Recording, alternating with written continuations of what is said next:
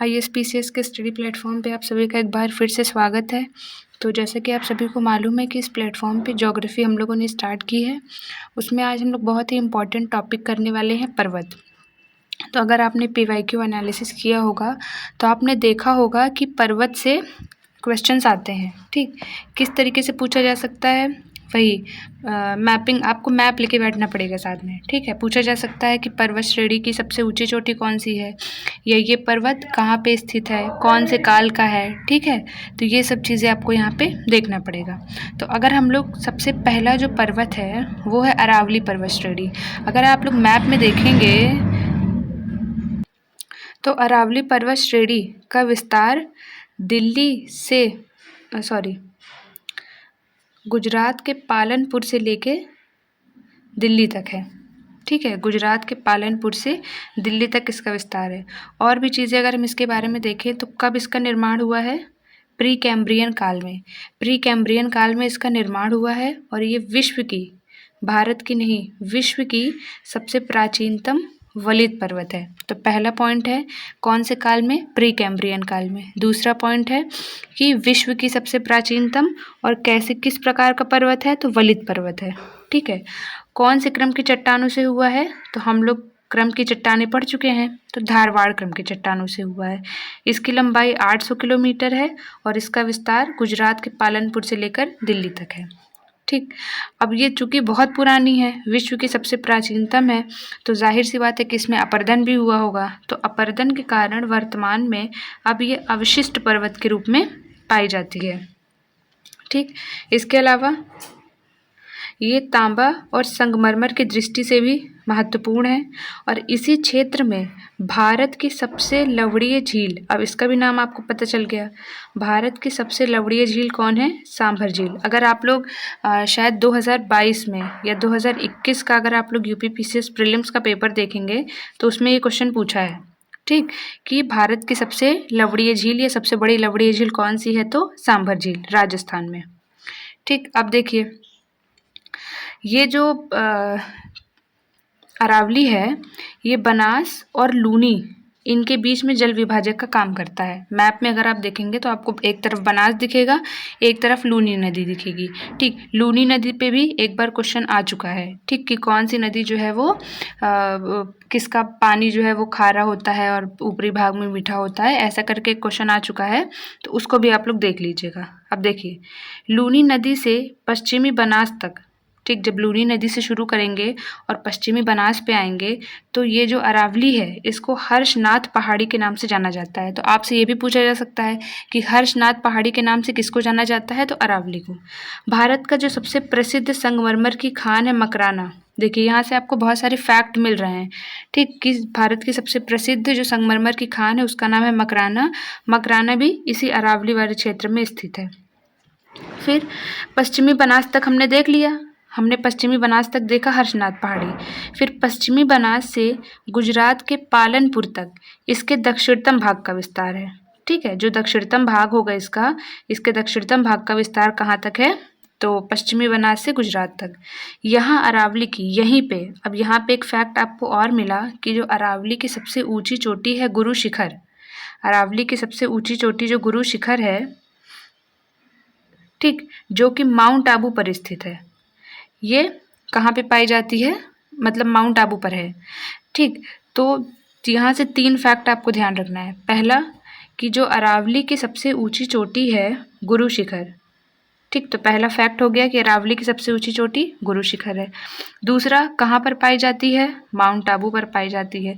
और तीसरा ये जो ऊंची चोटी है ये अरावली के दक्षिणतम भाग में है, उत्तर वाले भाग में नहीं। मान लीजिए अगर हम लोग ऐसे अरावली को देखेंगे तो यहाँ पे आपको कहीं दिखेगा। ठीक, मैप में देखिएगा।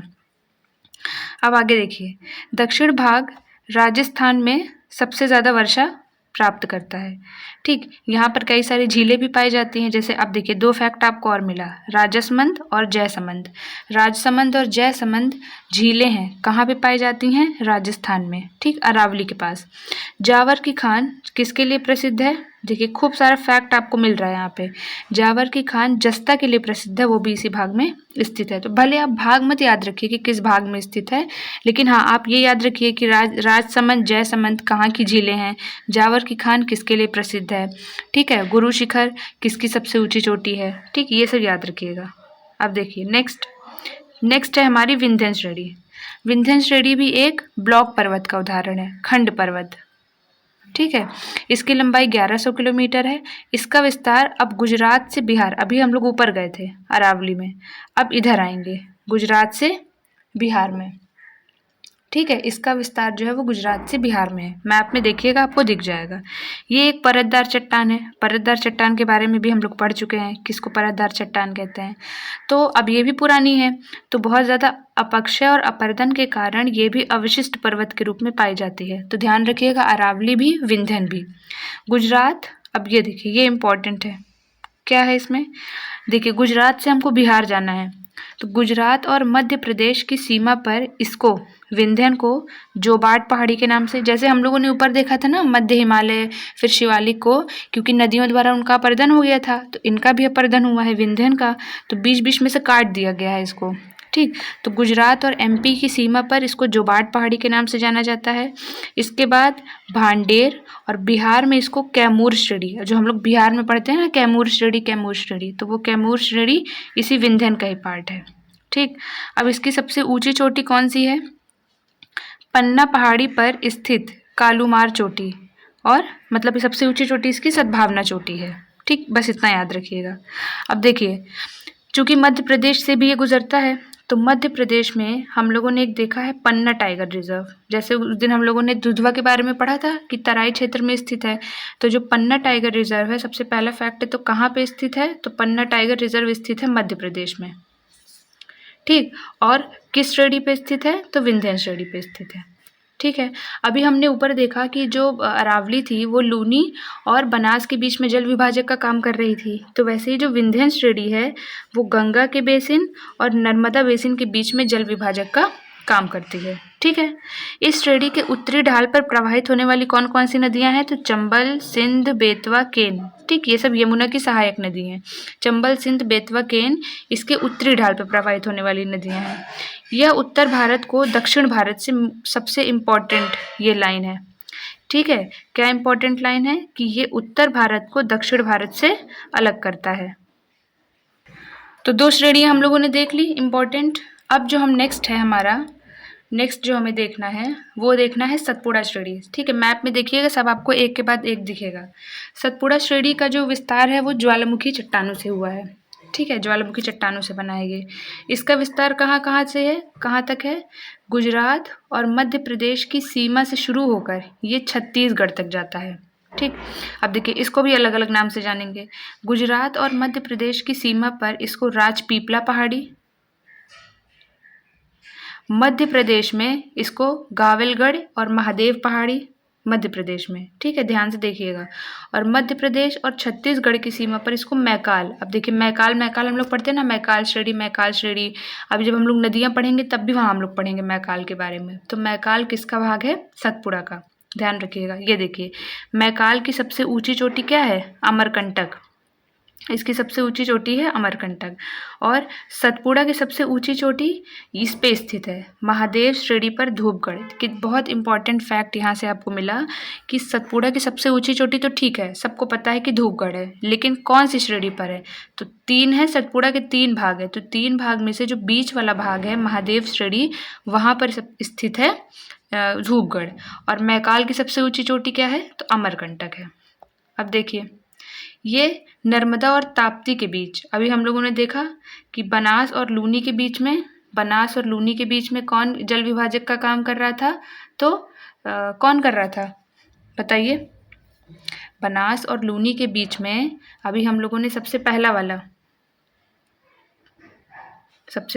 क्या था, जो सबसे पुराना है, अरावली। बनास और लूनी के बीच में अरावली, गंगा और नर्मदा के बीच में सतपुड़ा, और नर्मदा और ताप्ती के बीच में विंध्यन, ठीक है, उल्टा शायद मैंने बोल दिया। देखिए फिर से देखिए, बनास और लूनी के बीच में अरावली, नर्मदा और ताप्ती के बीच में विंध्यन, और सतपुड़ा श्रेणी किसके बीच में है, तो नर्मदा और ताप्ती के बीच में जल विभाजक का काम करती है। ठीक है। सतपुड़ा विंध्यन की अपेक्षा अधिक ऊंचाई पर स्थित है। ठीक है। धूपगढ़, पंचमढ़ी जो बायोस्फीयर है वो सब इसी के अंतर्गत आता है। सतपुड़ा पर जो दूसरा बायोस्फीयर रिजर्व है वो है अचानकमार या अचनाकमार अमरकंटक। ठीक। अब ये हम लोग नदी पढ़ेंगे तब देखेंगे, इसको अभी मत देखिए। अब देखिए कुछ बायोस्फीयर रिजर्व्स देख लेते हैं कहाँ पे स्थित है। देखिए पन्ना जो है, पन्ना बायोस्फीयर रिजर्व विंध्यन श्रेणी में है। अभी हम लोगों ने अमरकंटक और पंचमढ़ी और अचनाकमार ये तीनों देखा। पंचमढ़ी, अमरकंटक, अचनाकमार ये सतपुड़ा में है। पन्ना अमरकंटक में है। नीलगिरी और अगस्त्यमलाई अभी कल हम लोग जब पढ़ेंगे पश्चिमी घाट पूर्वी घाट तो देखेंगे। नीलगिरी और अगस्त्यमलाई बायोस्फीयर रिजर्व पश्चिमी घाट में है और शेषाचलम पूर्वी घाट में है। तो ये पूछा जाता है एग्जाम में, ठीक, कि पन्ना टाइगर रिजर्व कौन से पर्वत श्रेणी का या कौन से माउंटेन का भाग है। तो इसमें आप लोग इसको ध्यान रखिएगा। तो आज बस यहीं तक करेंगे, कल हम लोग पश्चिमी घाट पूर्वी घाट और भी जो इसमें इंपॉर्टेंट फैक्ट है उसको करेंगे। तो आप लोग इसको पढ़िएगा, नोट्स बनाइएगा और क्वेश्चन ज़रूर सॉल्व करिएगा। Thank you.